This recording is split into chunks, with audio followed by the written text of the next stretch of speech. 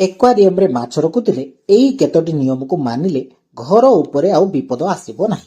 ଏକ୍ୱାରିୟମରେ ସର୍ବଦା 9ଟି ମାଛ ରଖିବା ଶୁଭ ବୋଲି ବାସ୍ତୁଶାସ୍ତ୍ରରେ ଉଲ୍ଲେଖ ରହିଛି। ଆଉ ସେଇ 9ଟି ମାଛ ମଧ୍ୟରେ 8ଟି ଗୋଲ୍ଡ ଫିସ୍ ଆଉ ଗୋଟେ କଳା ମାଛ ରହିଲେ ଭଲ। ଗୋଲ୍ଡ ଫିସ୍କୁ ସାଧାରଣତଃ ଧନର ପ୍ରତୀକ ବୋଲି କୁହାଯାଇଥାଏ।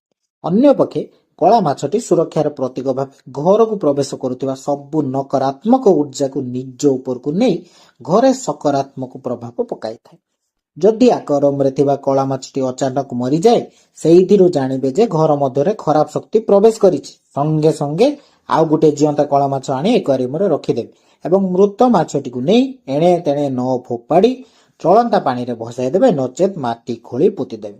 ଅନ୍ୟପକ୍ଷେ ଯଦି ଗୋଲ୍ଡ ଫିସ୍ ମରିଯାଏ, ତାହେଲେ ପୁଣି ଗୋଟେ ନୂଆ ଗୋଲ୍ଡ ଫିସ୍ ଆଣି ସେହି ସ୍ଥାନରେ ରଖିଦେବେ। ଦେଖିବେ ଆକ୍ୱାରିୟମରେ 9ଟି ମାଛ ଯେମିତି ରହୁଥିବେ। ଏହା କୁଆଡେ ଶୁଭ ହୋଇଥାଏ ବୋଲି ବିଶ୍ୱାସ କରାଯାଏ।